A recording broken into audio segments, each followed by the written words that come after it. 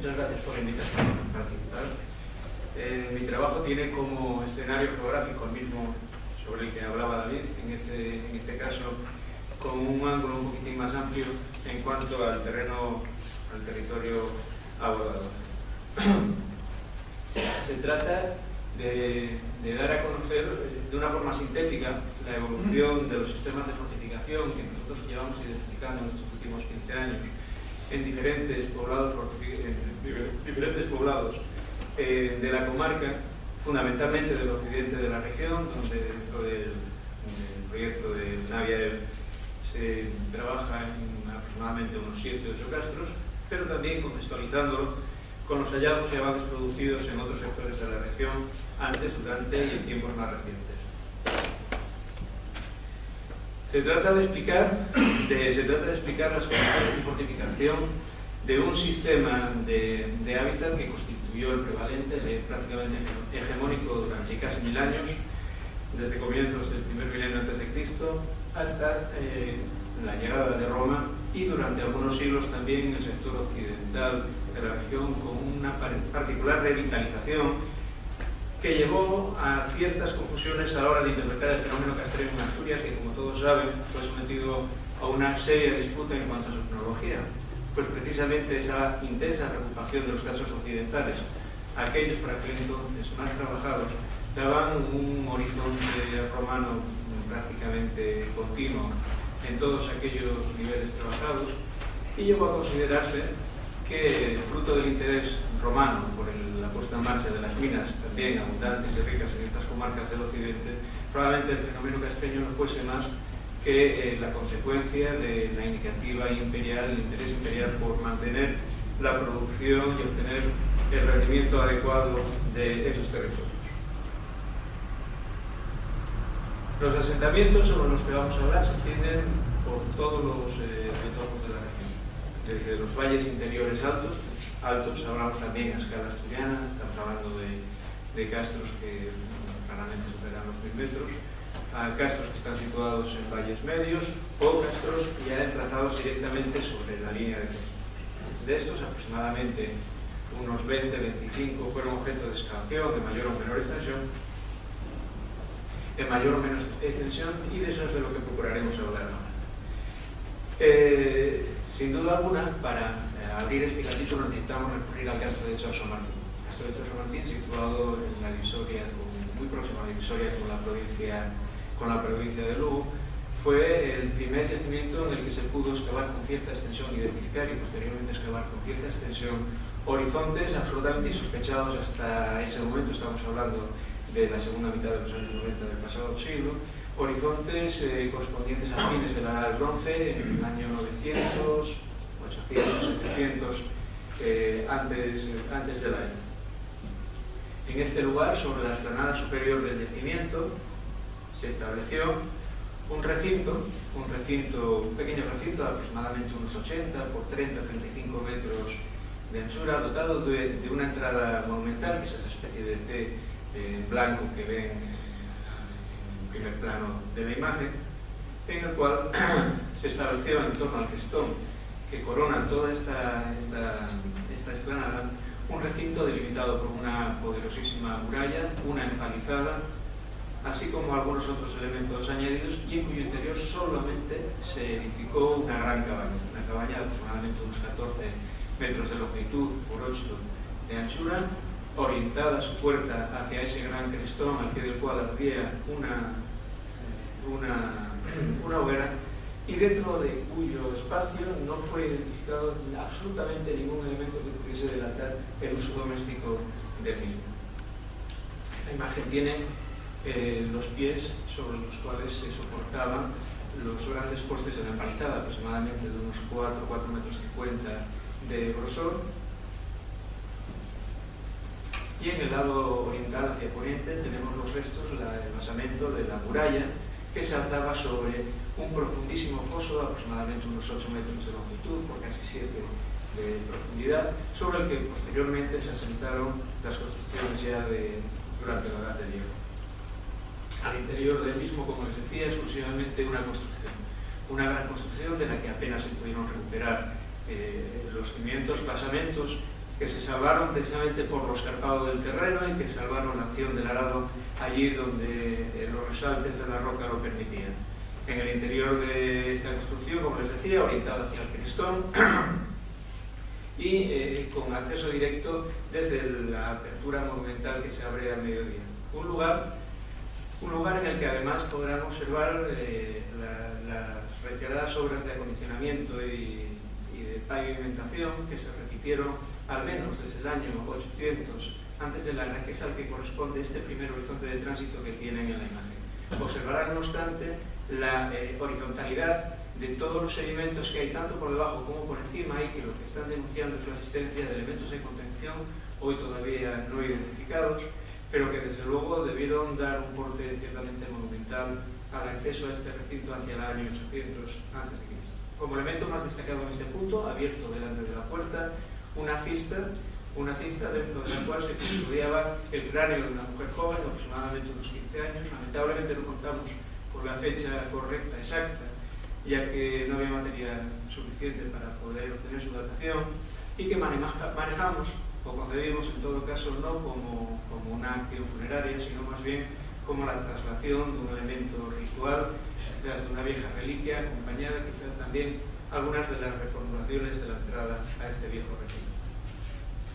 Acompañando a este espacio ritual, en la zona alta del castro, existió un poblado del que apenas nos llegó prácticamente nada, algunos relictos sobre las rocas que denuncian la existencia de hoyos de poste, algunas canalizaciones y demás, datadas, eso sí. En todo caso, los datos que yo procuraré expresar aquí,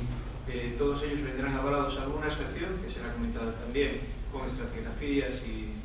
dataciones absolutas que nos permitan hablar de algo más que de suposiciones. Pues como les decía, al exterior de ese recinto ritual, ese recinto que desde luego empieza a señalar, como ya muchos otros lugares, la existencia de circunstancias o de condicionantes no necesariamente de orden polifacético en la selección de estos emplazamientos, muchos de ellos seguramente respondiendo a cuestiones de orden ideológico, simbólico, que hoy por hoy se nos alcanzan, pero que probablemente tengan mucho que ver con el paisaje y con la frecuentación que estos espacios fueron objeto durante muchos siglos. Lo que les decía, al exterior de este recinto existen las evidencias de un antiguo poblado del que no sabemos prácticamente nada, más que algunas aproximaciones cronológicas a través del carbono 14, y de las fortificaciones que luego serán amortizadas en las fases posteriores del asentamiento. Como les decía, lo que sí es absolutamente cierto es que el castro de San Martín se sitúa en un terreno frecuentado desde que las tierras interiores de Asturias empezaron a ser colonizadas hace aproximadamente unos 6.000, 5.500 años. La dispersión de túmulos que se produce en un entorno superior a los 4 o 5 kilómetros cuadrados es francamente llamativa. Además, en unos espacios que no son los frecuentes para este tipo de manifestación en Asturias. Espacios en llano, zonas penillanuras muy fértiles, y probablemente el destino de aquellas comunidades que con sus ganados trasegaban entre los espacios de la marina y de las tierras interiores, siguiendo las cómodas líneas de cumbres muy gastadas, muy antiguas y ajenas a buena parte de los peligros que ofrece el valle, y que probablemente tuvieron como destino estas tierras altas en tiempos de verano. Lo cierto es que en el espacio inmediato del caso de San Martín, donde además existen algunas referencias cronológicas anteriores no asociadas a elementos que podamos interpretar como la acción antrópica del momento, existe, como les decía, un registro que nos manifiesta la ocupación y fecundación intensa de este espacio durante toda la prehistoria. Desde las hachas de estalón, pobres arsenicales, deformaciones planas, producciones perfectas de aleaciones de estaño de la edad del bronce, o ya productos ternarios característicos de las últimas fases ya de la edad del bronce y contacto con primera edad del bronce. Es precisamente esta continuidad o proximidad con espacios megalíticos lo que se debe destacar de este otro recinto, excavado más reciente por Camino Estrada y Viniegra en el concejo de Grado, que es el Alto de la Forca, un lugar en el que no se llegó a contrastar habitación, pero que coincide en algunos aspectos con lo que venía contando respecto a la acrópolis del San Martín. Una pequeña faja de terreno, aproximadamente unos 80 por 30 metros, como les digo, sin ningún tipo de resto de habitación doméstica, pero eso sí, inmediato también a conjuntos megalíticos de cierta envergadura. Algo parecido a lo que ocurre, y aquí está la excepción que les comentaba anteriormente, con el Cortientos Mouros. Es un lugar en el que no tenemos otra referencia más que las que se obtienen en superficie, no hay datación, no hay materiales, no hay evidencias tampoco arqueológicas de cualquier otro tipo que nos pudiese orientar acerca de su cronología, pero lo cierto es que nos encontramos nuevamente en un espacio cumbreño con una faja de terreno delimitada por fortificaciones monumentales e inmediato a las necrópolis megalíticas que por el momento siguen todavía sin investigar y que tradicionalmente pues, vienen siendo atribuidas a momentos neolíticos o metálicos posteriores. Lo cierto es que aquí nos encontramos con unas fortificaciones, como pueden ver, de una magnitud notable y que parecen ser no exclusivas de este territorio. Hacia el occidente de Leo, algún asentamiento de esta naturaleza está comenzando a seguir. No es el caso este que les venía contando de espacios pequeños y sin restos de habitación del Castro de Taramundi, que es el que tienen en la imagen. Situado ya en el Valle de Leo, este castro, con una extensión aproximada de 2 hectáreas, está aportando ahí con una secuencia de ocupación que se extiende cuando menos desde el siglo VIII, siglo IX a.C. hasta el siglo II después de la era. En este castro, bajo las construcciones, como muestra la imagen de la derecha, de época romana, que a su vez están superpuestas sobre edificios de la Segunda Edad del Hierro, se advierte la existencia de profundas fortificaciones, en este caso un foso, está viendo el descargue exterior del mismo, que fueron totalmente amortizadas, cuando menos hacia finales del siglo V, comienzos del siglo IV después de Cristo. ¿A qué tipo de ocupación corresponde esto? Pues quizás nos esté aplicando algo, aportando algo de luz los últimos descubrimientos realizados en el yacimiento. En la zona alta, precisamente en esa acrópolis que parece ser dando el gusto de quienes seleccionaron estos emplazamientos a finales de la Edad del Bronce, se encuentran estas fortificaciones, luego reutilizadas en épocas posteriores, pero cuyos horizontes de amortización y de ocupación muestran formas de construcción que hoy sabemos contemporáneas de esos siglos de la primera mitad del milenio, con construcciones realizadas sobre materiales perecederos y bases que vienen delimitadas precisamente por los chantos que tienen a la derecha en las que se enmarcaban, o por metalurgia fundamentalmente de base cuprífera y que se desarrolla sobre materiales viejos muy del gusto de la economía de la época. También en la costa están apareciendo los primeros indicios de esta ocupación temprana de la Edad del Bronce. Según mantenemos alguno, otros prefieren denominarlo Edad y Primera Edad del Hierro por su localización en ambiente castreño y los cambios de orden social que eso necesariamente hubiese de implicar. Bien, el caso es este otro asentamiento, el Castro de Picón, lo que significa que estos asentamientos antiguos no aparecen exclusivamente en un determinado tipo de paisaje, sino que parecen estar colonizando el conjunto de la región. En este caso apenas a 1500 metros de la línea de costa, un lugar en el cual se conocía la existencia de cerámicas de época romana alta imperial. La excavación proporcionó el descubrimiento de algunos fondos de cabaña de la Segunda Edad del Hierro, pero y bajo ellos apareció lo que, como les decía, parece que era ser habitual: un cerco, una muralla que cierra toda la parte superior de la corona y cuyos únicos materiales asociados son materiales de tipo metalúrgico asociados a producciones ternarias características también de momentos de bronce. En este caso es la mazorota de un hacha de cendida. El caso de Sanchuis, situado en el interior del Valle del Narcea, es otro de los yacimientos en los cuales, a partir de las excavaciones realizadas por Francisco Jordá, su hijo Jesús Jordá y otros colaboradores realizaron estudios de las fechas carbono 14 obtenidas a partir de aquellos materiales, obteniendo una secuencia que mostraba un marco muy similar al que nosotros estábamos obteniendo en otros yacimientos. En este caso, se trataría de horizontes iniciales próximos al siglo VIII o VII a.C., que pervivirían hasta el siglo II-III. Creemos que más allá no hay razón para mantenerlo, puesto que muchas de las cerámicas que se estaban dando como argumento para la ocupación de estos castros en un momento tardío, tanto romano o alto medieval, hoy sabemos que en realidad son producciones alto imperiales que tienen su zona, sus alfares de producción fundamentalmente en la ciudad de Burgos. Bien, en este castro lo que pudimos identificar en los últimos trabajos realizados allí es que bajo la muralla de módulos, de la que posteriormente hablaremos con más extensión, se encontraba una vieja muralla, esta no de traza discontinua, sino de traza en cinta, cuyas dataciones estratigráficas bien contextualizadas nos permitieron establecer también un marco temporal similar al que nos estamos moviendo, es decir, siglo VIII, siglo VI a.C. El castro de Yabú, en Oviedo, excavado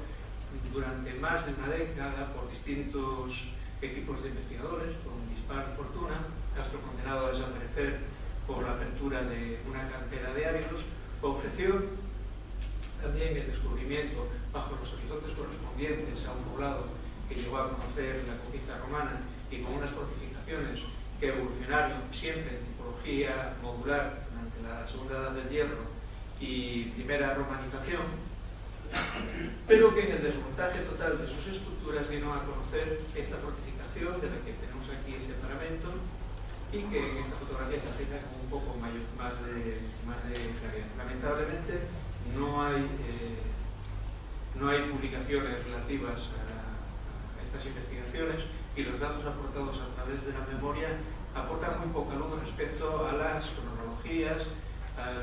que pudieran contextualizar estas obras. De todas formas, la secuencia de las fechas más antiguas obtenidas en los horizontes más antiguos y que cabe suponer contemporáneos de estos muros podrían estar hablándonos de un horizonte cronológico también muy similar. Finalmente, para cerrar este ciclo de primeras fortificaciones más antiguas, uno de los castros más conocidos de nuestra región. El castro de la Campa Torres en Gijón, un castro situado probablemente en su origen en el promontorio que domina la gran explanada conocida como la Campa y en el cual se desarrolla un poderoso aparato fortificador, fundamentalmente en su flanco meridional, aquel más expuesto hacia la tierra, hacia la zona continental, y en el cual se habían creído ver unas dataciones para estas murallas de módulos del siglo VI, siglo V a.C. Se exponía para ello una estructura doble, una especie de maqueta fundacional, muy similar a la que se conoce en otros asentamientos fortificados levantinos, pero que posteriormente la revisión de esas estratigrafías iniciadas fundamentalmente por Jorge Camilo Mayor pudo comprobar que estábamos ante dos murallas diferentes. La primera, una muralla de traza lineal sobre la cual se había desarrollado un proyecto diferente, un proyecto que, como sabemos, en Asturias se desarrolla a partir de los siglos IV, III, antes de Cristo, de tipo módulo. En realidad esto venía a resolver un litigio bastante serio, sobre todo si podía ser confirmado en otros yacimientos, y era el hecho de que el atribuir esta obra o esta muralla a una obra única significaba otorgar a las murallas de módulos una antigüedad que hoy sabemos no les corresponde y que podría superar incluso 8 siglos sus primeras fundaciones en la región. Las murallas de módulos son hoy un fenómeno común en los castros que se trabaja en Asturias. Ya no solo en Asturias, sino, bueno, como todos ustedes saben, en la provincia de León son algunos ya los casos frecuentes y espectaculares de este tipo de fortificación y también son conocidos o empiezan a ser conocidos ya también en la vertiente lugar en el que primero se identificaron este tipo de fortificaciones, aunque nunca fue excavado. El caso mejor estudiado quizás en el área oriental de la región fue el excavado por Jorge Camilo Mayor en la segunda mitad de los años 80, el castro de Morillón, que es el que señala la flecha colorada y que se sitúa en la boca de la ría de Villaviciosa. Aquí fueron identificados y datados en torno al siglo III las primeras construcciones de tipo modular. El castro de Sant Lluís son precisamente las fortificaciones más conocidas y más citadas en la bibliografía. Se trata también de pequeños módulos que evitan la continuidad, pero cuya investigación en profundidad, más allá de aquellas zonas con refacciones, algunas restauraciones y demás, permitió identificar un fenómeno que ahora ya, después de lo visto anteriormente, le resultará muy similar. La construcción de esa muralla sobre una línea de cierre anterior. Por fortuna, las estratigrafías obtenidas en los pequeños sondeos que se realizaron pues fueron fructíferas, aportaron materiales orgánicos que permitieron una contextualización cronológica muy precisa, otorgándoles a estas murallas de módulos las mismas fechas que se venían identificando, tanto en el caso de Bonillón en Villaviciosa, como en el caso del Castro de Chao San Martín en Grandas de Salín, es decir, comienzos del siglo IV después de Cristo. No solo en las tierras interiores, también en estas costas orientales, sino también en las tierras occidentales. La imagen que tienen corresponde con el Castro de Chao Blanco, un lugar realmente extraordinario. Le recomiendo su visita, aunque solo sea por cuestiones artísticas, merece la pena ser visitado. En este lugar también los grandes parapetos elevados sobre los pozos monumentales de los que posteriormente hablaremos, muestran también esa estructura compartimentada de la muralla, sin que se pueda desechar la posibilidad de que estos estén revistiendo una estructura anterior de traza continua. Y el caso más llamativo, el que probablemente haya aportado más fechas más concretas sobre el momento de instalación de este tipo de fortificación, es el caso de Chascomús. Podemos ver en Grandas de Salín, la línea de muralla se percibe con toda claridad en esta imagen, y este es el aspecto que presenta en la actualidad. Estas murallas fueron descubiertas con un añadido extraordinario, y es el poseer una estratigrafía magnífica que permitió ir desgranando cada uno de los fases de ocupación, abandono y reforma o restauración de la misma. El inicio de los trabajos en este lugar fueron difíciles porque buena parte de las estructuras, el paramento exterior de la muralla estaba vencido hacia el exterior. El caso de Chao San Martín sostenemos fue sacudido por fenómenos de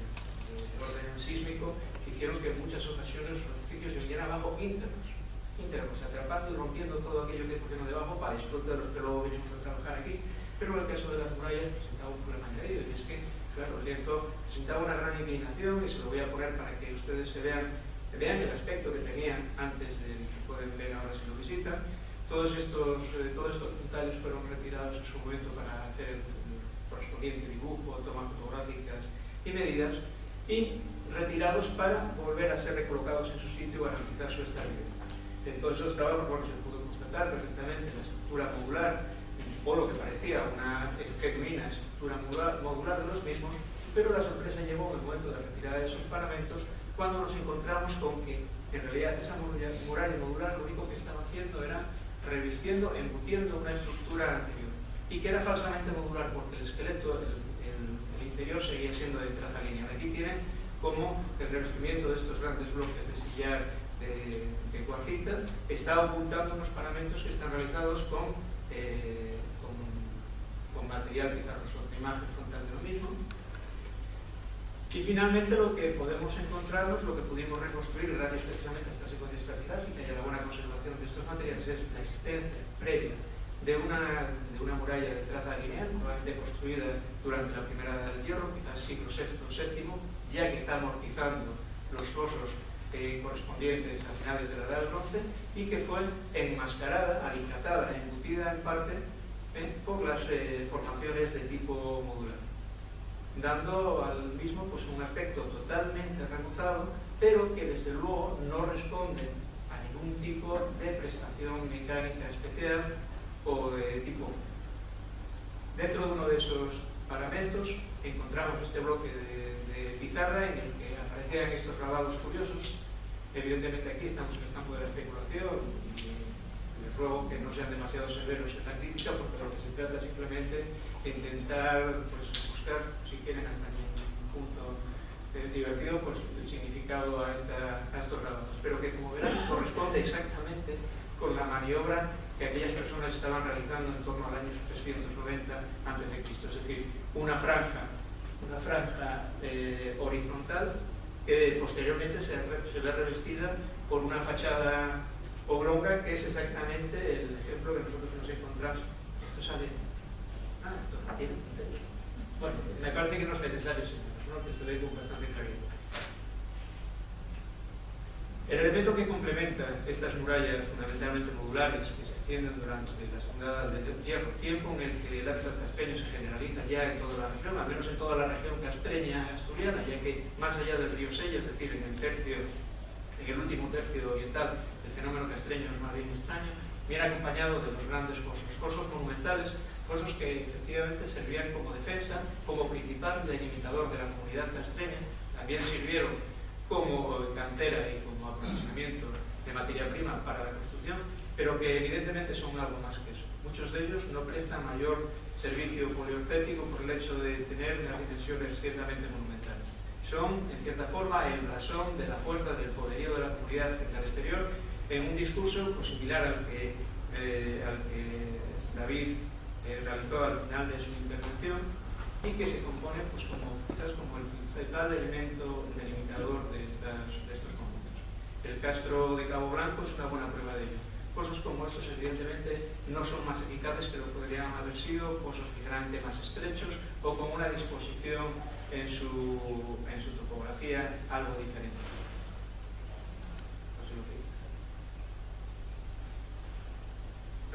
Paredes casi verticales con 8 o 11 metros de profundidad, y aquí todavía quedan 2 metros de potencia. Este es el caso de la Camba Torres, es decir, es un fenómeno que se repite en casi todos los poblados que fueron excavados con cierta extensión. Pudieron identificarse obras de esta magnitud, o bien la continuación, sucesión, acumulamiento de pequeños fosos es comparándolos con los anteriores. Cualquiera de estos fosos puede alcanzar los 6 metros de anchura y más de 7, 8 de profundidad, ¿no? Este, perdón, era el castro de Sant Lluís, o el castro de Moillas, ya en el concejo de Cuenca. El contacto con Roma se produce, como todos ustedes saben, a partir del inicio de las guerras de conquista. Estará marcado en los castros occidentales por el importante peso de lo militar. Y digo los castros occidentales porque los castros orientales, los castros prácticamente desaparecen al poco de haber sido culminada la conquista, dando lugar a un anacronismo, un cierto anacronismo histórico que no se puede explicar si no es con la acción administrativa, con la acción oficial del Imperio Romano. Esa acción tiene un claro matiz militar, luego explicaremos las razones, pero que se advierte en todo el registro, en todas las modificaciones que se van a producir en estos poblados, los que siguen en pie durante este tiempo. Lo que tienen ante ustedes es el machón que se instaló en las primeras décadas del siglo I después de Cristo para servir de acceso a la vía principal de entrada al poblado, muy similar al de Belfort, en la frontera norte de Britania. Además, fortificaciones que tuvieron una vida bastante agitada, con reformas previas a la consolidación de la dinastía Flavia. Inmediatamente después de las guerras civiles vuelve a haber nuevas reformas, y que a finales del siglo I están completamente amortizadas. Lo que tienen a la derecha corresponde con el aspecto que presenta la muralla norte, caída ya sobre un foso que está completamente amortizado y un glacis completamente relleno también. Aquí tenemos una pequeña secuencia que abreviaré para ir al grano. Este es el aspecto que presentan los fosos exteriores del poblado. Unos fosos que no fueron siempre así desde la selección de este lugar como asentamiento fortificado. El comienzo fue un foso limpio que se mantuvo útil durante buena parte de la primera mitad del siglo I después de Cristo. Los materiales que lo rellenan están caracterizados como elementos bastante más antiguos por cerámicas procedentes del sur de la Galia, que posteriormente, cuando esté prácticamente formatado, será reexcavado junto con un segundo foso, dando lugar a unas fosas con esta interfacies que, como pueden ver, resultará muy familiar a aquellos que traten con fortificaciones de época militar, de época romana. Al exterior, además, precisamente en una remodelación de lo que pudo ser la vulnerabilidad de un poblado, que por otro lado, como son todos los casteños, difícilmente hubiesen podido resistir el más mínimo empuje de una unidad militar romana, se advierten, sobre todo en los tiempos de estío, el contraste que producen las murallas y los fosos que están al exterior. Muy poco sondeados, pero de allí donde los fueron dan estructuras realmente notables. Lamentablemente no disponemos de elementos datantes que nos puedan precisar en qué momento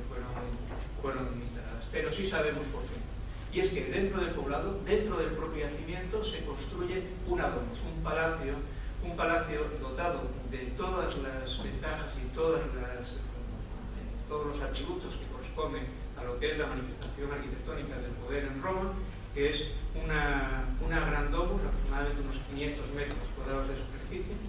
por suerte conservada casi en toda su integridad, con los hornos, con las pinturas murales en el sitio, con las zonas de baños todavía dispuestas. Y la razón no es otra que la reforma monetaria que Augusto establece en el año 23 antes de Cristo, por el cual el oro y la plata se van a convertir en el material esencial para conservar la administración y el ejército del imperio,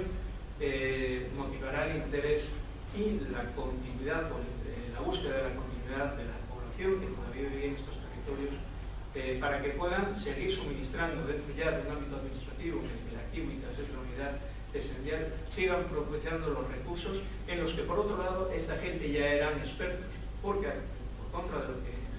generalmente se admite, los trabajadores, los castreños, las comunidades castreñas del occidente de la región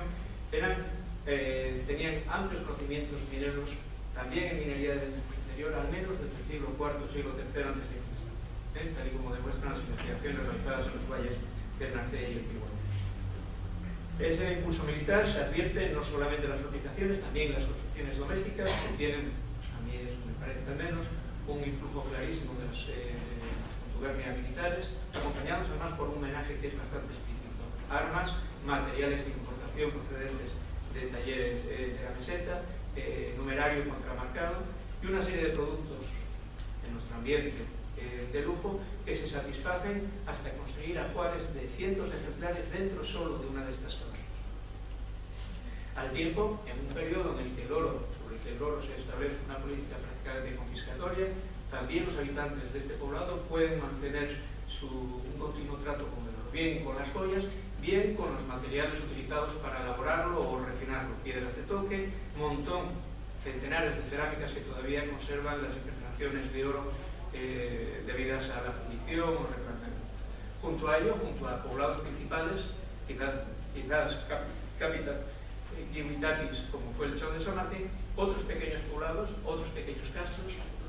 castells, que van a desarrollar una función auxiliar, pero no una función minera, tal y como se venía diciendo, sino una misión estrictamente policial. Quienes se establecen en estos asentamientos, que no son de nueva fundación, son castros con una larguísima historia que se remonta a comienzos, por lo menos, de la segunda edad del hierro,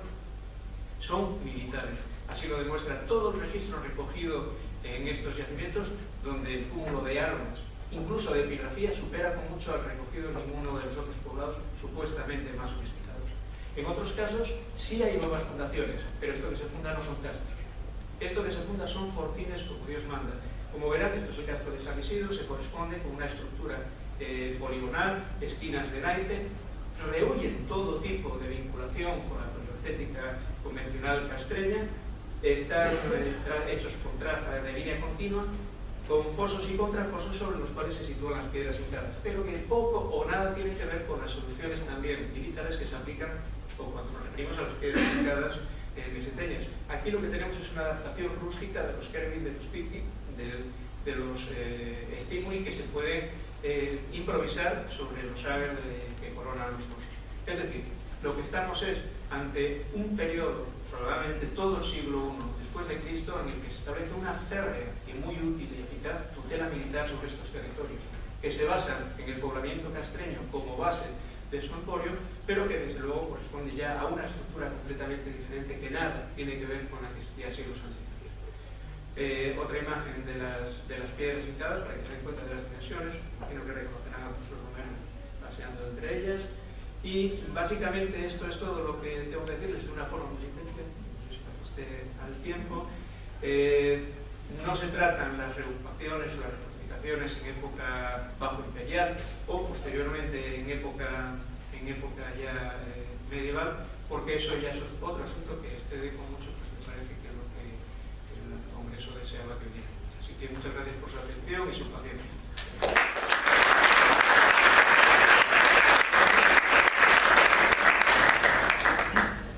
Bueno, pues muchas gracias.